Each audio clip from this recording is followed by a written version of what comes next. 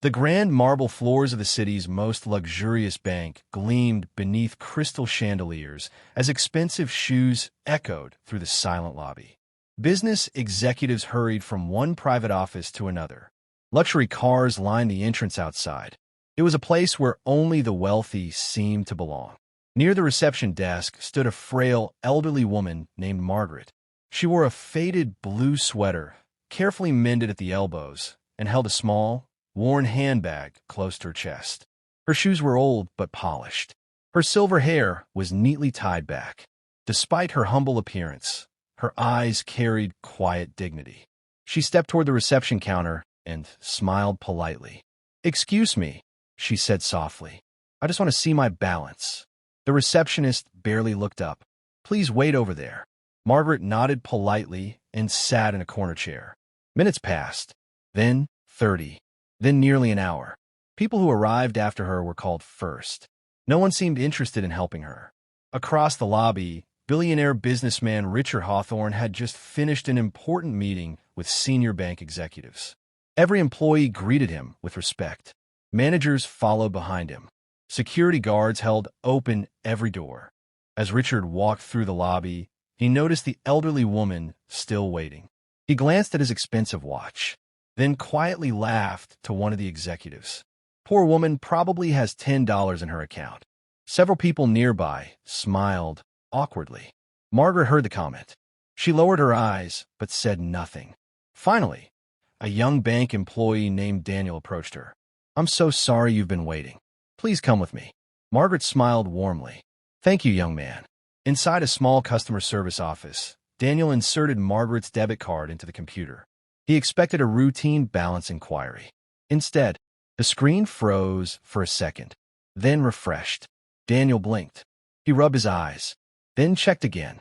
The number hadn't changed. His breathing slowed. He quietly whispered, "This can't be right." Margaret looked concerned. "Is something wrong?" Daniel looked at her with disbelief. "No, everything is perfectly fine." He turned the monitor toward her. Margaret smiled gently. "Good. That's all I wanted to know." Daniel stared at the balance once more. The account contained hundreds of millions of dollars. It wasn't a mistake. Every document confirmed it. Every security verification matched. At that exact moment, Richard Hawthorne happened to pass the office. He noticed Daniel's stunned expression. Curious, he stepped inside. "Everything all right?" Daniel hesitated, then carefully turned the screen toward Richard. Richard's confident smile disappeared instantly. His eyes widened. He leaned closer, then looked back at Margaret. This account belongs to you." Margaret nodded politely. "Yes." The room fell silent. Richard couldn't believe it. He had laughed at the richest customer in the building. Trying to recover, Richard forced a smile. I owe you an apology." Margaret simply smiled. "There is no need." Richard looked confused. "You aren't angry?" Margaret shook her head. "No, because people often judge what they see, not what they know." Richard slowly sat down across from her. "I've spent my life building companies." "How did you build this fortune?"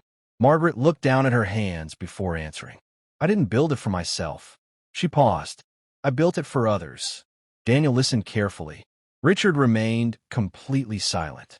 More than 50 years earlier, Margaret had started a tiny neighborhood bakery with her late husband. They worked before sunrise every day. They never became famous. They never sought attention. But every week, they quietly set aside part of their earnings. Instead of buying luxury homes, they invested. Instead of expensive vacations, they invested. Instead of showing wealth, they kept living simply. Over decades, those investments grew beyond anything they had imagined. Yet Margaret never changed her lifestyle. Where her husband passed away, she made one promise. The money will never become our identity. Richard listened without interrupting. Margaret continued, "Do you know why I came today?" Richard assumed she needed money. She smiled. "I wanted to check whether yesterday's donation had been received." Richard frowned. "Donation?" Daniel searched the transaction history. His eyes widened again. The previous afternoon, Margaret had transferred nearly $25 million into a charitable foundation that built children's hospitals, schools, and community libraries. Richard stared speechless. "You gave away $25 million?" Margaret nodded. Children deserve opportunities more than I deserve another house. Richard looked away. For years he had been celebrated as one of the country's greatest philanthropists. Yet he realized something uncomfortable. Many of his donations had been announced through press conferences. Margaret had donated quietly, without cameras, without interviews, without expecting applause. Richard finally asked, "Why keep dressing like this? Why hide your wealth?" Margaret smiled. "I'm not hiding it." She gently touched her sweater. "This reminds me where I came from." Then she looked around the luxurious bank. "If expensive clothes make people respect me, then they never respected me at all." Those words stayed with Richard long after Margaret left. Weeks later, Richard quietly visited one of the children's hospitals supported by Margaret's foundation. He saw children receiving life-saving treatment, parents crying tears of gratitude, doctors working with equipment Margaret had helped provide. Not a single building carried her name. Not one statue honored her. She had never asked for recognition. Months later, Richard made a surprising decision. He anonymously funded several hospitals, schools, and shelters. For the first time in his life, no reporters were invited.